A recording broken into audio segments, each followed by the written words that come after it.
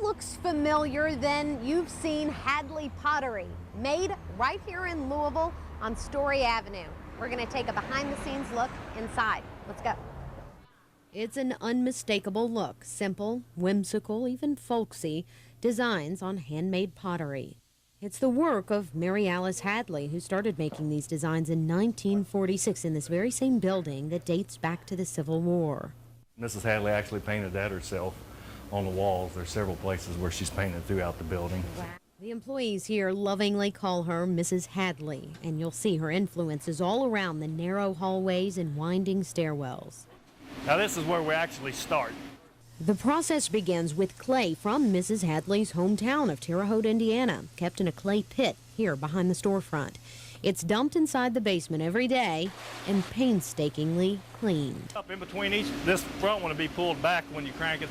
In between each one of those is what we call a cake of clay. Each cake of clay will be pressed, slip casted, or jiggered by hand into a mold.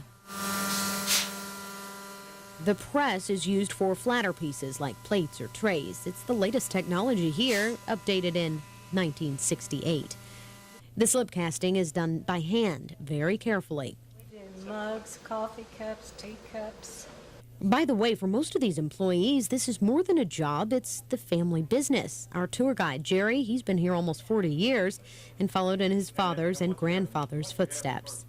Jimmy here now works part-time, but that's because he's been here more than 40 years, doing what's called jiggering, forming clay into a mold.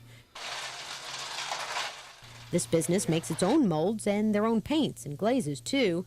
That means if it was ever made, it can be reproduced. But it will never exactly be like any other piece. That's because of the finishing touches. It's Mary Alice's designs, and there's a specific way of putting the design together. So it will look very close, but there'll still be a little variation because it is hand-painted. Sue Toll is the head decorator and another second-generation worker. She's been here since 1968.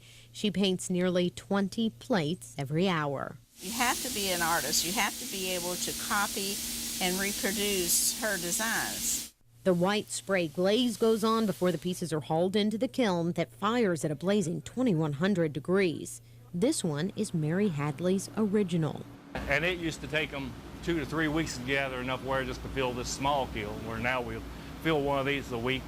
A lot has changed, but a lot has stayed the same at Hadley Pottery, and that's just the way they like it.